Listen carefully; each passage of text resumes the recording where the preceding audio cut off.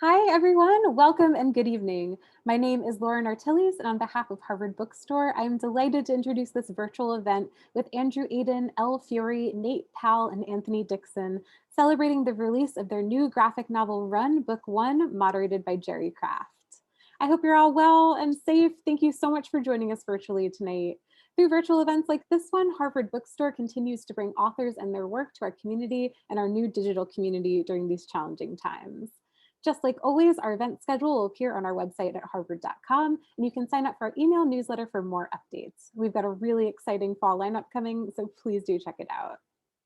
This evening's discussion will conclude for some time for your questions. So if you have a question for our speakers at any time during the talk tonight, click on the Q&A button at the bottom of the screen, and we'll get through as many as time allows. In the chat, I'll be posting a link to purchase Run Book One, as well as a link to donate in support of this series and our store. Your purchases and financial contributions make events like tonight's possible and help ensure the future of a landmark independent bookstore. So thank you so much for showing up and tuning in support of our authors and the incredible staff of booksellers at Harvard Bookstore. We sincerely appreciate your support now and always. And finally, as you may have experienced in virtual gatherings over this past year and a half, technical issues may arise. So if they do, we'll do our best to resolve them as quickly as possible. Thank you so much for your patience and understanding. And now I am honored to introduce our speakers. Andrew Aydin is an award-winning comics writer. He was the digital director and policy advisor to the late Georgia Congressman John Lewis and his co-author for March. He splits his time between Washington, D.C. and Hendersonville, North Carolina. Elle Fury is a lifelong resident of Houston, Texas. After a stint in the gaming industry and then marketing, she shifted her sights to long-form comics, illustrating the unreleased Double Barrel Shogun. Run is her first graphic novel. Nate Powell is a National Book Award-winning cartoonist whose work includes the March trilogy, Come Again, Two Dead, Any Empire, Swallow Me Whole, and The Silence of Our Friends. Powell has also received the Robert F. Kennedy Book Award, 3 Eisner Awards, the Michael L. Prince Award, the Comic-Con International Inkpot Award, 2 Ignatz Awards, and the Walter Dean Myers Award. Anthony Dixon has been a firefighter with the Los Angeles County Fire Department for over 30 years, and he is Congressman John Lewis's nephew. Jerry Craft is a New York Times bestselling author-illustrator whose acclaimed work includes the Newbery Award-winning graphic novel New Kid. He is the creator of Mama's Boys, an award-winning syndicated comic strip. He has won 5 African-American literary awards and is a co-founder of the Schomburg Center's annual Black Comic Book Festival. Tonight, they'll be discussing the first volume of Run, the highly anticipated sequel to their March series. This installment of their graphic retelling of John Lewis's life story follows him through the aftermath of the Selma voting rights campaign and the countercultural upheaval of the 60s. As Stacey Abrams says, Run recounts the lost history of what too often follows dramatic change, the pushback of those who refuse it and the resistance of those who believe change has not gone far enough. John Lewis's story has always been a complicated narrative of bravery, loss, and redemption, and Run gives a vivid, energetic voice to a chapter of transformation in his young, already extraordinary life. And without further ado, I'm so excited to turn things over to our speakers. Thank you. Good evening, everyone. All right, excited to be here. So we've got a lot to talk about. I have 1,000 questions for you, and then we'll be taking some questions from the audience. All right, everyone ready? Okay, so number 1, how did this epic series start? So Andrew, I'm gonna pose that to you, and then you guys can bounce it around however you like. Well, first, thanks, Jerry. I mean, nobody has done more for comics getting into schools and libraries that I get to be friends with than you. So I am grateful that you were kind enough to do this for us tonight. And I can't heap enough praise on you. Like, your work is amazing. Your spirit is amazing. And I know I'm supposed to be talking about the book, but I love you, Jerry. Well, thank you. So March started, Run started, all of this started with a campaign, a political campaign. I was serving as the congressman's press secretary on his re-election campaign in 2008. It was a summer of hope and change. Barack Obama had swept through the Democratic primaries, but for John Lewis, it was a difficult time because people didn't understand the breadth and depth of what he had done during the movement and what he had done after. And so working on that campaign, you know, we had a lot of meetings and talk and muckety mucks and suits and ties telling us this consulting thing or whatever. And we didn't have an answer. And so it was kind of, the campaign was almost over, and we started talking about, you know, the staff was just sort of hanging out one night. We'd had a long day. Congressman was there, and we were talking about what we were going to do after. And some folks, you know, I'm going to go to the beach. I'm going to go see my parents. And I said, I'm going to Dragon Con, which is a comic convention in Atlanta. And everybody laughed at me, right? You know, like, oh, look at the nerd, right? And then I heard Congressman Lewis speak up, and he said, don't laugh. There was a comic book during the movement, and it was very influential. And that was the first time I'd ever heard of Martin Luther King and the Montgomery story. And so it kind of hit me. Comics have been like my refuge.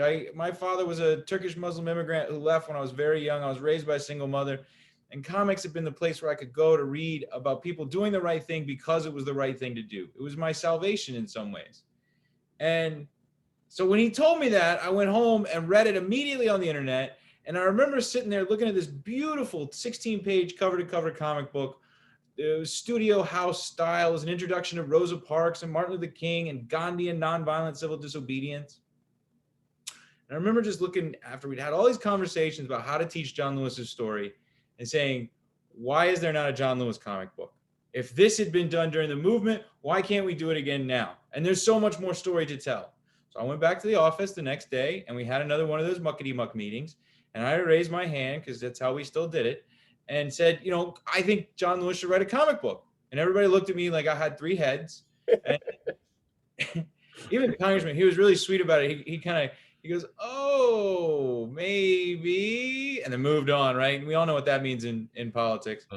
And I just kept at it, you know. I just kept asking him, Congressman, why don't you write a comic book? Why don't you write a comic book? And finally, one day, we were campaigning on the side of Wallace Road, and which is by his house, and it was actually a thunderstorm. I think it's really appropriate when I think of it. There was this flash of lightning, and then there was a roll of thunder, and there's only 2 things in his life that John Lewis was ever afraid of: snakes and thunderstorms. And that comes from growing up in the South. So he takes off at 65 years of age, a full sprint, you know, running back to the car. We all dive in just as the rain starts to patter on the roof. And we're all sitting in there, fogging up the windows, just glad we're not wet. And one of the interns says, ask him again, ask him again. And so I did. And the congressman, with this grin on his face, kind of turns around. And I don't know what changed his mind, but I really believe it was his wife, Lillian, who was a librarian, and who just— Could have been the lightning also. Yeah, right. Lightning literally struck, right? And he said, okay, I'll do it, but only if you write it with me. And that started this whole long journey that really, it changed my life. And I'm grateful that I have all these amazing collaborators and friends now to be a part of. And I just miss the congressman. So that's how this all started. Wow. Now, so I'll skip ahead and ask how you put the team together, and then ask each team member if they actually grew up reading comics, because I only read comics. I hated reading books, but I could tear up some Silver Surfer, some Marvel Team Up, or Spider-Man. So you can introduce your team, and then I want to hear if they read comics, and then how they felt getting into this. Sure. Nate. Yeah, I'll keep it chronological. I would have been the next X-Man to join. So Congressman Lewis and Andrew worked on a rough draft of March, a single volume book, and produced the script over the course of maybe like 2 years, a year and a half, something like that. Anyway, I was just plugging away on a couple of books, and I was reading Top Shelf's press release on their website one day, and I was like, oh, this new press release about this new book, March, and I saw this photo of our publisher Chris Staros with Congressman Lewis and Andrew. I was like, what an awesome idea for a graphic novel. It never occurred to me that because there was no artist listed in the press release, there was no artist yet. So I was like, all right, well, back to work. And just put it behind me. Fortunately, like a week or 2 later, Chris Staros gave me a call, making sure I saw the press release, and was like, well, hey man, this is really in Congressman Lewis and Andrew's hands, but I want to strongly suggest that you try out for the role of artist. And some of that had to do with stylistic and storytelling. choices that I make. Some of it was my ability to kind of balance realistic and representational, figure drawing and settings and locations with very, subjective, emotionally charged kind of weird internal experiences I put in my books. And that was a big part of particularly young John Lewis's story, the ways in which on a religious level, as well as on a fundamental kind of moral level, and as a young person, that his exposure to the movement and to nonviolence was hitting on such a personal, emotional level. Also, I'm from Arkansas and Alabama. My parents are from Mississippi. And it cannot be overstated that simply having familiarity with the land, the topography, the plants, the food, the culture, and having a basic working knowledge of the locations that I would be drawing would help. So I did some demo pages for Andrew and the Congressman, and after about 2 weeks, we just clicked really well and moved straight ahead.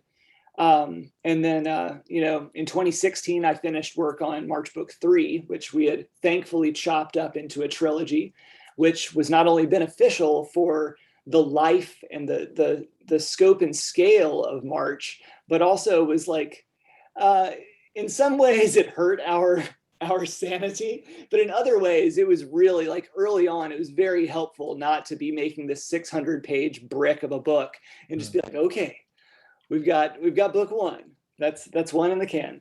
But after 2016, I knew that I wanted to and had to be involved with this project as it moved forward. But basically, I had 2 other graphic novels that I had put on hold for a few years, and their time had come due, and it was time to hit those books. Which brings us to Fury. Yeah, so Fury, this is your first graphic novel, and you came on for Run. What was it like coming in after having such a legendary start? It's like, you see these great things coming. It's like, okay, turn it over to you. What was that like? Intimidating. Yeah, it was it was a lot. Nate's a tough act to follow, but it was also exciting. Before this, I'd always wanted to be in comics, but it just, like, it wasn't working out. I got the office job right out of college, and then I saved up enough money to kind of take a chance on comics, and I started out with a little a web comics, kind of jokey, like cartoon strips, and then around end of 2016, November to be specific, I started feeling a little dissatisfied with the content I was coming up with. It's just silly, and I just wasn't sure if I was happy with what I was contributing to the world. So that's when I pivoted into more serious comics, and I started making a pitch for one of my own graphic novels, and they saw that pitch, and I got an email saying, "Hey, would you be interested in another project?" And I said, "Yeah, sure." And they called up and said it was a sequel to March, and I was like, "Oh my God," because it was intimidating. I gotta be honest, I almost said no, but my boyfriend was like, "You have to say yes to this." I can imagine, just in both the subject matter, but also that it had won like every award there is, like, kind of jump on. I was like, I'm gonna mess this up, but yeah, it was such a great experience. I'm glad I accepted it, and yeah, it was awesome. Right. And Anthony, you want to hop in? You want to tell me if you were a comics reader as a kid and how you felt when you saw the finished product of the Congressman's life in comic form, graphic novel form? Absolutely, but absolutely not. I never once picked up a comic book ever, but I watched a whole lot of cartoons, and my aunt used to always make us read. And until I got older, and probably older, like in my 20s, I was working with a guy who read comics all the time, and they were just around, and I would just pick it up just to kind of read it. And when you said Silver Surfer back in when we were in the green room, I kind of was digging that because I worked on the beach for 7 years, and I was one of those guys that surfed on the beach. So I was like, okay, this dude surfs. So I kind of dig it. But when growing up, I used to watch cartoons and stuff like that. But when you look at a book that has someone who you've idolized all your life, yesterday, Nate said that he was doing comics with, reading comics with other superheroes and stuff beside of here. When I looked at March and I saw one of my superheroes on this comic book, it was like, okay, I'm sold now. I can actually like read a comic book that I know about, that it's something that wasn't like created. And this guy went into a barn. He fell out of the sky. He went into a barn, and next thing you know, he's flying through the sky in pantyhose. I was like, no, this dude walked through Alabama. This guy, got beat up at lunch stands and stuff like that. So I was pretty stoked to read the different books and stuff like that. But growing up, I can honestly say I didn't pick up a comic book, but I definitely I really do enjoy them now. Oh, great. There were so many times as I was reading it that I guess because the graphic novel form and the whole superhero notion, that I wish at any moment that he could shoot eye beams out and like get out of certain of the predicaments. But whew. All right, so back to you, Andrew. So what kind of like relationship did you have working with the congressman in this book? How much input did he have? How often did he talk? Like, what was that process like? Yeah,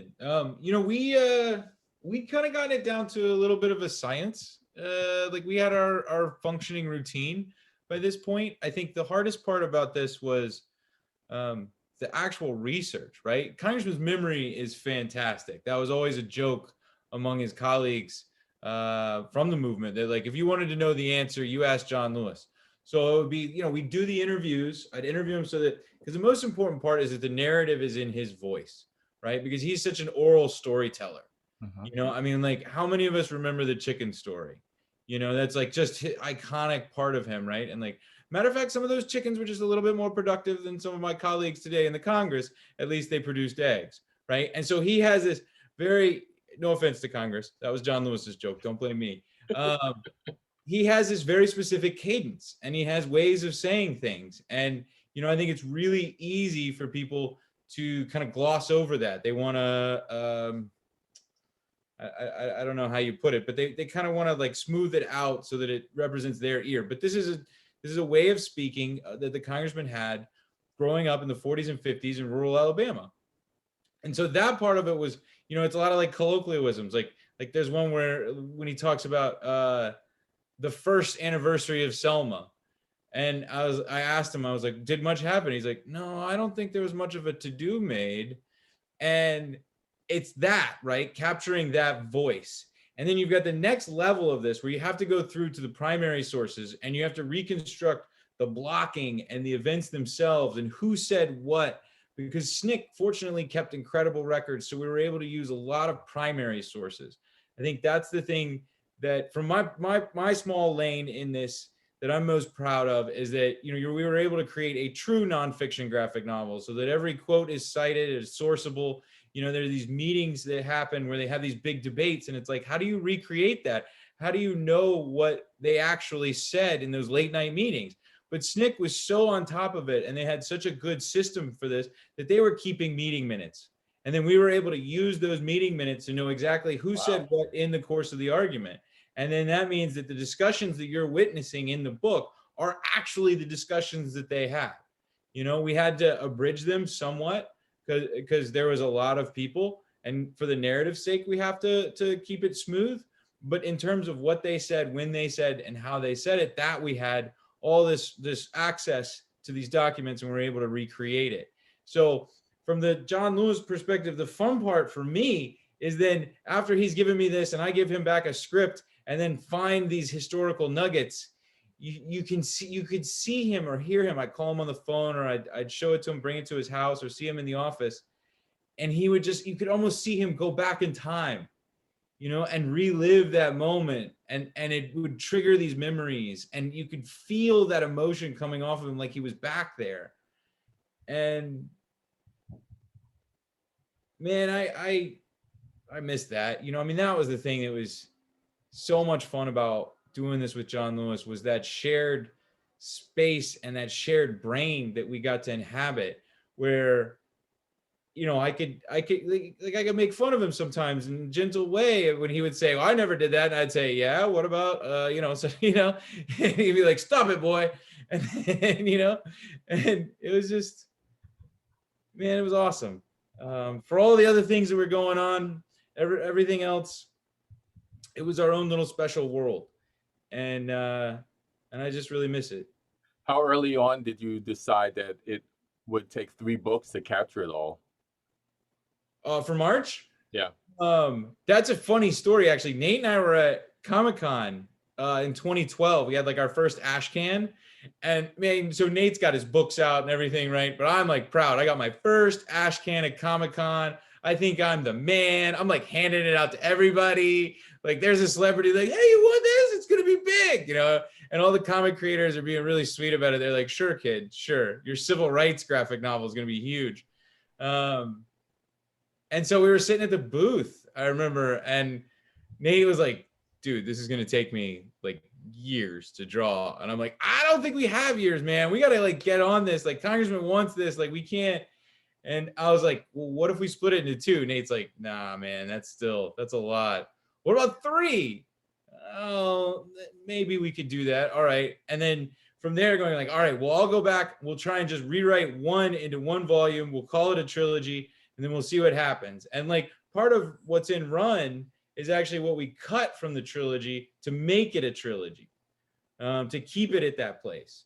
But it was really Nate just telling me the business of like how long it takes him to draw and like what's reasonable to expect. And us like factoring it in that John Lewis, remember we had worked by that 2012, we worked for 4 years just to get to that point to have a publisher, right?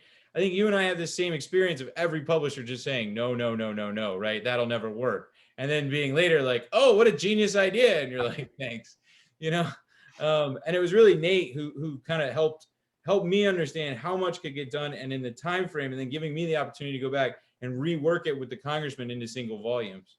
Wow. So one of the things that go ahead, Nate. Well, I was just going to say, as far as that moment of transition into what became Run, that was about halfway through drawing March Book 3 at a furious pace. Just an absolute blur of 9 months of my life. And in the middle of it, we were having these sort of like daily check-ins. And one of those was like, we're like, okay, we got the cover done.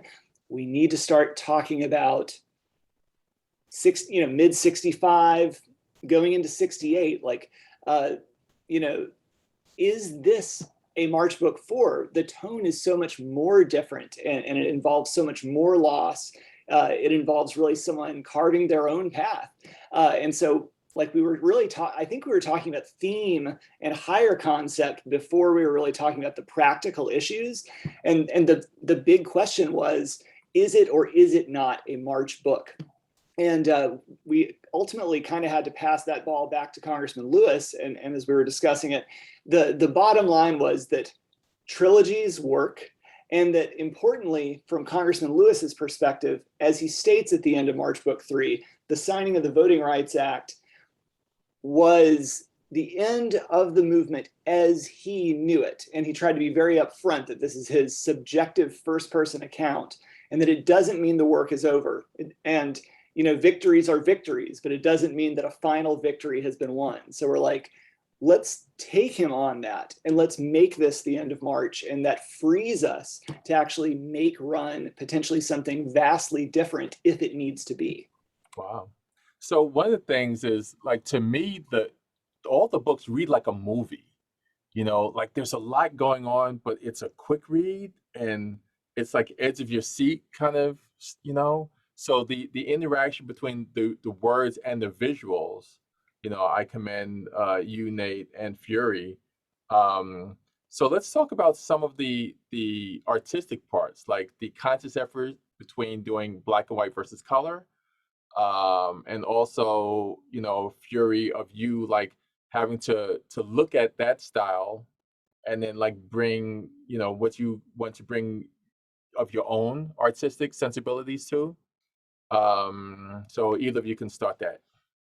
I guess I'll start, and then I'm gonna move it on over to Fury, because this is really Fury's book. In terms of like, I had previous to March, I had done a book called The Silence of Our Friends, which was also, it was set in Houston, Texas, against a backdrop of a forgotten chapter of civil rights movement history. And a lot of my process on the page for The Silence of Our Friends essentially functioned as a boot camp for being able to tackle March. And one of the things I worked out was working in gray wash.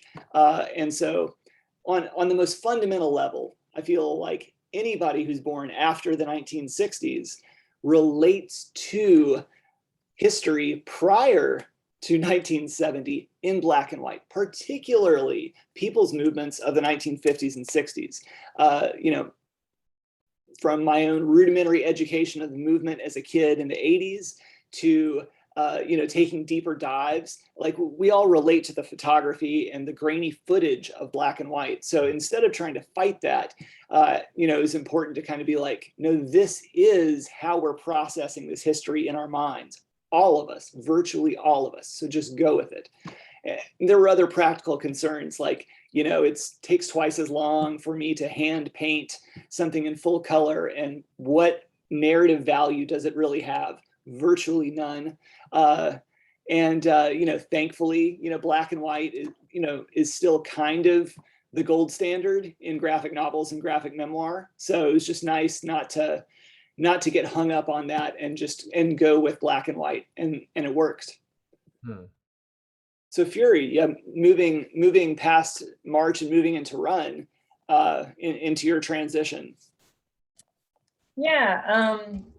So it was difficult to bridge that gap between Nate's style and my own, but in the end, I ultimately just decided to draw it like my instincts told me to draw it. Although what I did kind of learn from Nate / borrow from Nate is just his quick, expressive lines. It's not something that I naturally do, but it makes for such good action on a page and such good emotion and great backgrounds that I did try to carry that over, both because it made the process a little faster and, you know, just to make it look like a cohesive piece. As for the black and white, that was a decision Nate made, and one that I suffered for. It's counterintuitive, but I'm sure you know, Jerry, like black and white is kind of challenging because you can't lean on color, like put a splash of color here to lead the eye this way. You know, you're purely working with light and form. And it was tough. And I had done black and white before, but it was digital, so I could undo infinite times, and you know, so it was a learning curve. But yeah, I guess another thing I did to bridge the gap was in my process. I was already inking traditionally, but I hadn't done those black and white ink washes before, and that was something I kind of learned on the job. Wow. Yeah. And I would say go ahead. No, you finish. I got another one for you, but go ahead. Sure. I'd say the one difference, I still did keep digital art in my process because I like to do my sketches and pencils digitally, because, you know, you can move things around, you can resize things as you need. I'm not great with just like nailing a layout on the first go. I mean, I'm sure no one is, but, and then I would print the pencils out very faintly on paper and then paint on top of that and just remove the red like you would usually. Very cool. Now there's so much, you have to go through so much reference material because so many like actual people, like when I'm doing New Kid, if I want to draw a character, I just make them up. But if there's a scene where there's Harry Belafonte or Sidney Poitier or Marion Barry, you actually have to go in and find reference material. I'm sure that must have taken quite an extra bit of time for both of you. Yeah, it was a challenge because especially back in the 50s and 60s, there weren't a million pictures of a person's face from every angle. You're maybe sometimes working from 2 different angles and that's it, and you have to fill in the rest with your imagination. So it was tough, but that is somewhere where digital art was helpful for me, because I could zoom in and hyper focus on trying to get that face right. And then once, it was this big on paper, I could do those more expressive lines to finish it out. Got it. Yeah. Anthony, when you read the books, how much was new information to you? How much did you actually learn? And were you surprised by any of it, or were you familiar with most of the stories?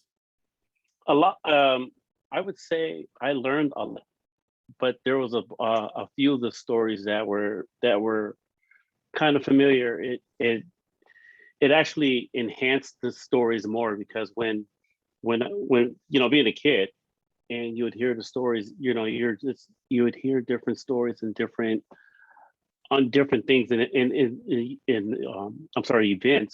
and usually it would be because it was another story that brought that story about. One of the stories that I'd like to tell is my son. He was watching the Freedom Riders documentary, and so I had him go back and read the story about the Freedom Riders. He called me up and he's just crying one night, and he says, "Dad, I didn't know that Uncle John was beaten." I said, "Yeah." I said, "What else?" He goes, "Well, he was arrested too." And I go, "Yeah." So we fast forward to a few years ago when we were sitting in Atlanta in my uncle's home. And so my uncle comes back, and he's back in from DC, and comes out of his office. And, it's kind of funny, because when you think about all that he's done and everywhere that he's traveled and all around the world that he's known, here comes this guy out of his office with some pajama pants on, and he cuts this like piece of pork thing, and myself and my son, and we're in the kitchen, and so we're just sitting there talking and stuff like that, and my uncle's like, he's like, "Young brother, how are you? How you doing?" He's like, "Oh, I'm good." He's got these big white eyes, and he's looking at him, and he says, so I look at him, I go, "Ask him," and he goes, "No." I said, "Dude, ask him." And so he kind of sits up and he goes, "What was it like?" And so Uncle John says, "Well, what was what like?" And he goes, "Well, when you were beaten." And he goes, "Oh, young brother, let me tell you." He starts talking about like Selma and Montgomery and all these different places. And as you're talking, my son is getting tears in his eyes, and he's just thinking about all this stuff. He bends down, he goes, "Yeah, this right here, this is from when I got beaten." And he was telling the story, and my son it was a moment, because here he is in pajamas and a t-shirt and just telling this story, but it's stories that you read about in March and in Run, and it's really touching to when you've seen just those two sitting at the kitchen table talking about all the different things that happened throughout history. And it was just, to me, it was a moment. It was pretty cool. Wow. So Andrew, Nate, and Fury, I know that when you get into a project, you really dive into it and give it all you've got. But some of the things that you had to write about and draw were just horrific events. Like, did that kind of take a toll on you? Did you lose sleep? Did you, what was that like? Well, you definitely develop, you kind of have to recenter yourself and like remember what your job actually is. I think in a lot of ways, like it helped me to remember that Congressman Lewis chose me to tell this history through his eyes, in his words. And a lot of that applies not only to violence, but to, just like verbal, just like racist attacks, and, just being the white boy at the drawing table and being like, I've got a job to do. It's my job to do it right. And a lot of times, like it was learning to trust yourself, that it's time to like just go pet your cat and be done for the day a couple hours early. And usually that was like March book 2 was, that had some rough spots for me. But at the end of the day, it really comes back around to recognizing how you're going to be at the best spot at the drawing table to deliver what you need to deliver, but also bringing some of that horror and shock and hurt and shame onto the page.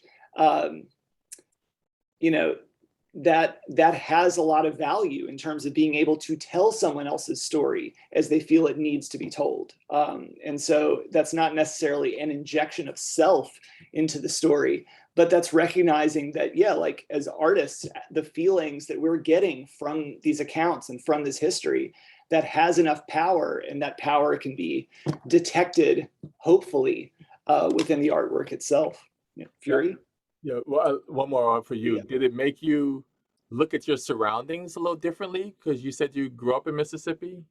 It did. I think like in the most general sense, like I feel like when I did the preliminary researching and rereading and really diving into Congressman Lewis's story to prepare to draw March, that came at the end of a couple of years in which I was really, like, I've been living in the lower Midwest here in Southern Indiana for 17 years now. And so it took me several years to actually recognize how many different dimensions of American racism exist. And I feel like I didn't recognize the depth of my own baggage, even like coming from a point where, thanks to the X-Men and thanks to punk in the 90s, sort of awakening my social conscience and thankfully getting me to a very strong, you know, anti-racist, egalitarian standpoint early, there was still a lot of baggage, a lot of assumptions that were carried from baby boomers into my generation. And a lot of those assumptions and that baggage had not yet been unpacked. So thankfully, I think working on the March trilogy actually was a really great intergenerational moment of reckoning between myself and my parents. And specifically, I mean, my parents are cool, but specifically, like, March Book 2 hit them really hard and kickstarted conversations for them as 70-year-olds about the kinds of complicity and the kinds of ignorance that they had by coming of age at the end of Jim Crow Mississippi. So yeah, like it had a pretty deep personal impact over the course of several years. Okay, Fury. Yeah, it's a deeply emotional space to inhabit for so long, for sure.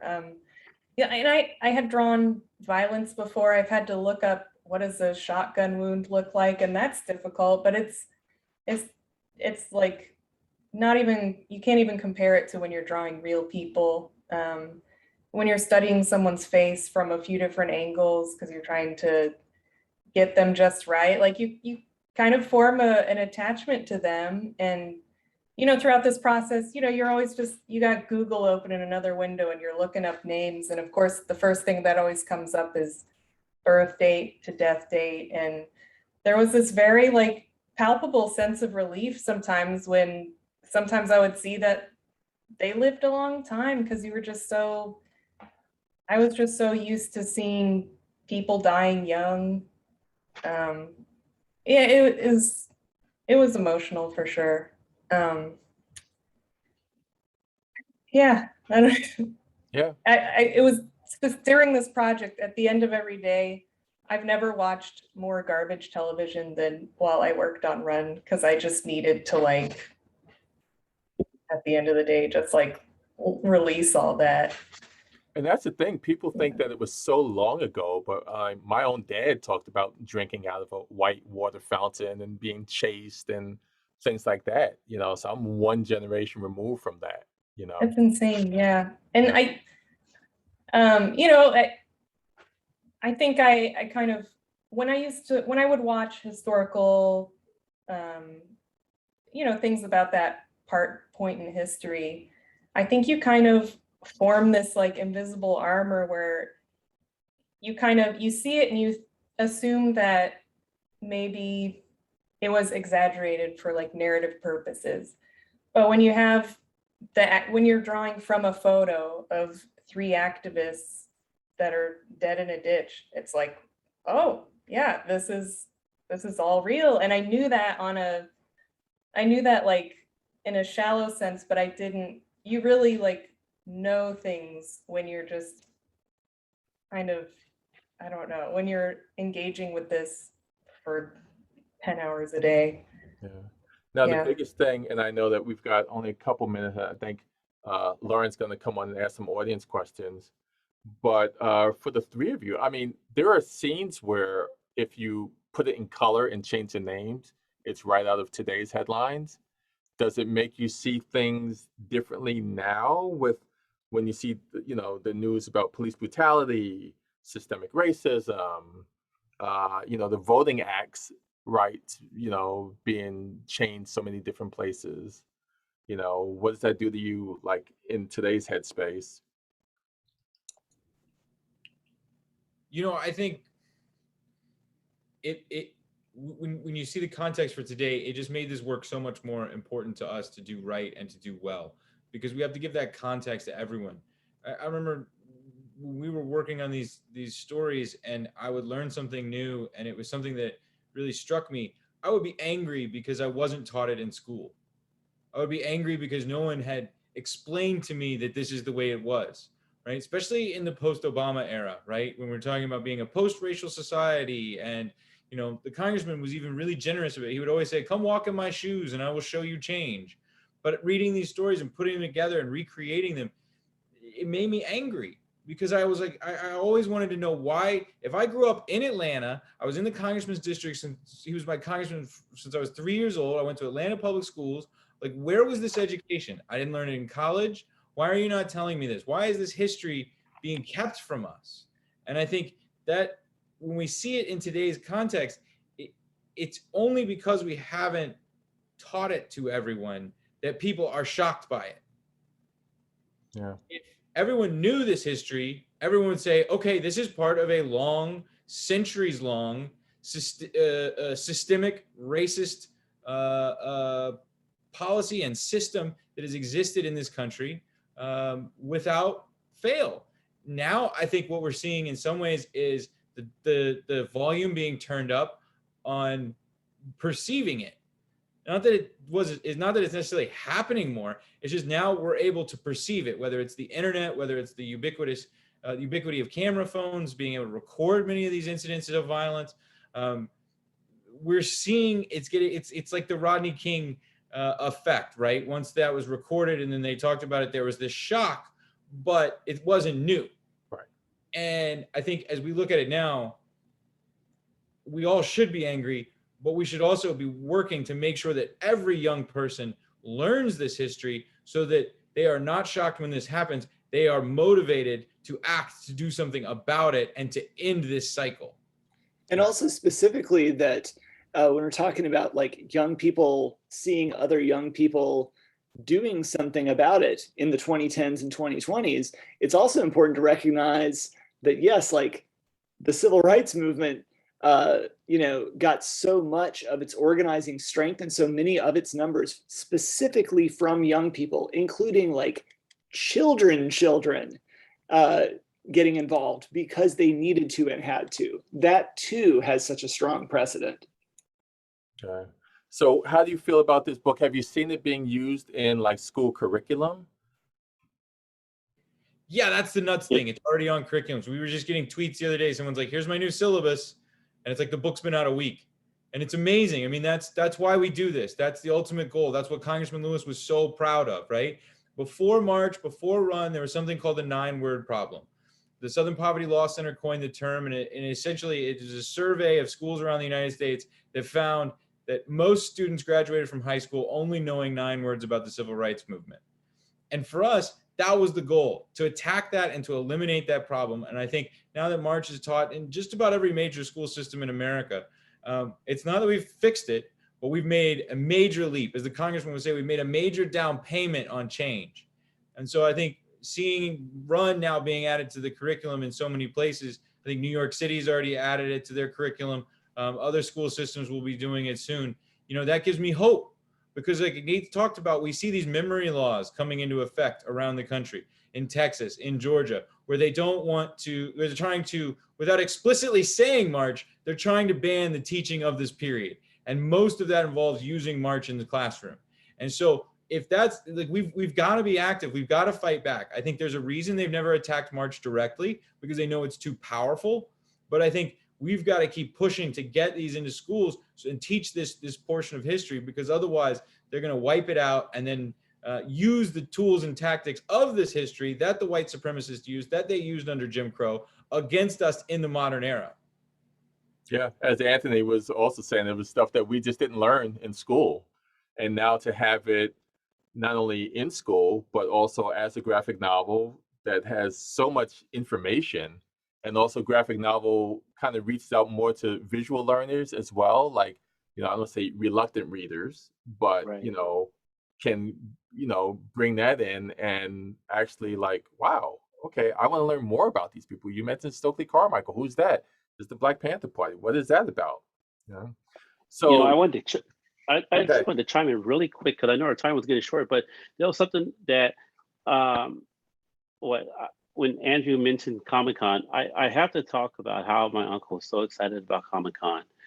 And that year when he was at Comic-Con, and how he walked around Comic-Con with his overcoat and backpack on. And it was afterwards when he talked about that so much, that was an inspiration, because I have a lot of coworkers who have young kids, and so many of my coworkers, sons and daughters, were asking, "Oh my God, that's your uncle, that's your uncle." And instead of sending them gift cards and stuff, I was sending them copies of March, the trilogy of March 1, 2, and 3, because these young kids, if they had an interest that much, they got a book. Yep. They got a book. And he was so happy after March, because my cousin was just talking about it and how much he enjoyed being out there, and how much all these kids follow him around. And I just wanted to throw that part out there too, about Comic-Con, and how he was just like, he was totally digging it. Oh, very cool. So our buddy and fellow graphic novelist, Joe Christian Gill, is on and wants to know if Run is a trilogy. I think we've got to, thanks for the easy question, Joel. I designed it when the Congressman and I laid out the story, it was as a trilogy, but I think we've got to come to what we call a Quaker consensus on what we do next. We worked so hard to get this book done, and to do it right up until the Congressman passed. It hurt, it was deeply painful to lose him and to go through this. And, I think we've just got to decide, once we get through this, once we talk about the book and get through the tour and all that sort of stuff, we'll come back together and we'll think about it. I don't know what the right thing is to do yet. And for right now, it's just this book. If we decide something different, if we come to a consensus on it and everyone wants to do it, we'll do it. If it's the right thing to do, I think that's the ultimate question. Got it. Would the plan initially have been to bring it to the present day? One of the things I liked about March Book 2 is the interspicing of seeing Barack Obama, accepting the presidency. So would this have come up until present day, do you think? It would have come up to the third book is supposed to be the 86 campaign. The political nerd in me was just dying to write that. And it's really, the trilogy was supposed to be about a relationship between John Lewis and Julian Bond. You can't understand the politics in the South. You can't understand Black politics in this country without understanding the relationship between those two men. Julian Bond gets nominated for the vice presidency when he's too young to accept it in 1968. Certainly becoming more famous than John Lewis was, even though John Lewis had been the most well-known figure after Selma, right? And this relationship, you see it in Run, right? We were setting it all up. So then at the end of the next book, John Lewis writes a letter to Julian saying, "You should run for the 5th district seat in Georgia." And Julian ultimately said, "No, I'm not going to." And that's when Andy Young goes to run. And then John Lewis and Julian then come back and run for that same seat against each other in 86, I mean, it's like a real life opera, right? And it was so meaningful to me, that idea with Julian, because I got to see the Congressman and Julian reconcile. I got to be with them. Julian actually called my phone to get to the Congressman. I would give him the messages. I have this old voicemail from Julian before he passed, when he called to wish the Congressman a happy birthday. And I got to see, you know, I told you this story. I saw Julian with the Congressman in Texas in 2014, and he comes up to me and he goes, "So you did that comic book?" "No, I did it first." And like, they were just this incredible pair. And it's amazing. I note this in the endnotes of Run. The reason Snick's records kind of are not as well kept after, like at the outset of 66 and onward, is because Julian left. You see the Snick student voice become less and less frequently published. It's things like that. And that was the idea. That was the underpinnings. And I think if John Lewis and Julian were still with us, what a thing that would have made. Okay. I think we got time for one more quick one. It says, how did you decide on the title? When I first heard the title Run, I'd assume it was about John Lewis running for office.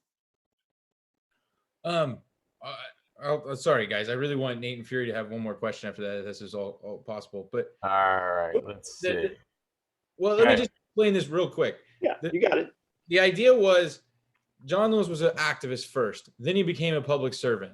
It was to give people a roadmap, right? First, you march as the activist. Then you run as a public servant. Because John Lewis spent his whole life trying to guarantee the right to vote for everyone. But what he also wanted was more empathetic, better public servants. And that's what the title was really about. This is John Lewis's long run, how he became a public servant after being an activist. Got it. Okay. Fury, what do you think of this kind of graphic memoir brings to the table in terms of engaging readers differently than text-only books, or in terms of reaching different audiences? I think it's so important, because I'm a person who my reading comprehension is not great, but you know, reading March for the first time, that was it was such a great experience. I feel like if all of my textbooks in school had been graphic novels, I'd be a lot better educated. Yeah, I kind of lost the question because my memory sucks too, but just in terms of what a graphic novel brings to the table as opposed to text only, but you answered it because you said if you had it when you were a kid, you'd have probably aced history. Yeah. And I think this is just such an important story to bring to the wide audience that a graphic novel reaches. Yeah. Did Nate or Andrew or Anthony, did you ever see any other graphic nonfiction that kind of inspired you? Yeah, I'd say the books which impacted me the most, this is me looking off camera at my bookshelf, that sort of paved the way. Like, obviously you've got like the classics and the big three of the comics canon, you know, like obviously Mouse, Persepolis, and Fun Home laid a lot of groundwork. But I think specifically, you know, it goes all the way from using some of the more formal choices that like Scott McCloud would have set up in understanding comics and making comics. Mm-hmm. But then also going into more personal territory, like with John Porcellino's very minimalist Buddhist inspired narratives. Right on. Yes. And then like in terms of modern nonfiction comics essays, other peers from my generation, I'd say that like one of the bigger early influences would be a cartoonist, Miriam Labicki, who's mostly done a lot of shorter essays and stuff and has a Fantagraphics book. But I think that her sort of blending of new journalism into these kind of family and identity narratives, and her very like studious eye for detail and history really showed me around like 2010, 2011, a really powerful example of how to lay out the kind of storytelling that I wound up doing with March. But that required obviously blending that with my own kind of intuitive, dreamy storytelling too. Got it. Here's another, the Black Panther Party by David Walker. It's excellent. It's Yeah. excellent. Well, and also there was the big one that I showed the congressman back in the day was Kyle Baker's The Diary of Nat Turner. Oh, yeah, I absolutely. mean, that was foundational in terms of telling Black history through comics. There was also no words at all, correct? Say again? There were no words in that, correct?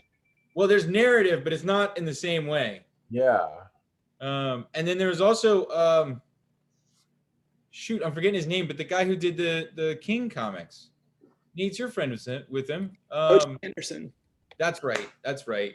That was another one that because I had to show the congressman all these books when we were talking about it, just to give him a sense. The other, you know who the other one that we talked about? It wasn't necessarily nonfiction, but it was Incognito by Matt Johnson. Oh yeah, absolutely. Yeah. All right.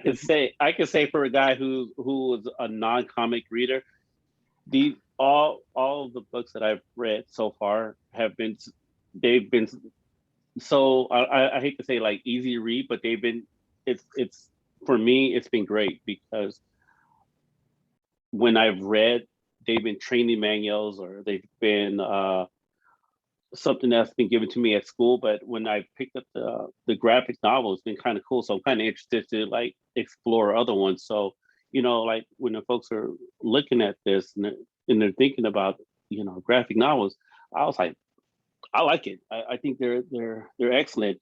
And, you know, being on this virtual tour with these amazing folks here, I can't wait to read Nate's book. I was just telling Andrew earlier today, I'm gonna get it. So they made me a comic reader. Thank you, Anthony. I'll send you a package, man. Oh, sweet. I'll drop you that address. Nice. Just so everybody knows, it's Nate's book is Save It for Later. Nate, could you hold it up? Save it for later. Let's see the guy. Come on, hold it close to the camera. This is an unbelievable. Oh, there you go. Nate's, Yeah. So it's basically a mix of memoir and essay that is also nonfiction that mostly covers the last 5 or 6 years of being alive in America, filtered through the lens of parenthood and like breaking down what we've all been through at a level that, you know, 4 to 8 year olds can process, even though it's infinitely dark and complex. Got it. Yeah. All right. Well, let me know and I'll swap you. Right on. All right. I love that. All right. So I think Mom is about to come on and say that it's time to cut the lights out and go to bed. So Lauren, do you want to come on and talk about where they can order their copies from the Harvard bookstore? Yeah, I just want to thank you all so much for participating in this thoughtful, wonderful discussion. And thank you, Jerry, for your moderation. Please learn more about this fantastic book and purchase Run Book One at harvard.com. Please check out all of our participants' work, Save It for Later, New Kid, and the Run or the March trilogy. Yes, and just thank you all so much for joining us tonight. And on behalf of Harvard Bookstore here in Cambridge, Massachusetts, have a good night, keep reading, and please be well. Thank you so much, everyone. And Fight by Joel Kristen Gill, who's on. You probably have that too. Yes, definitely.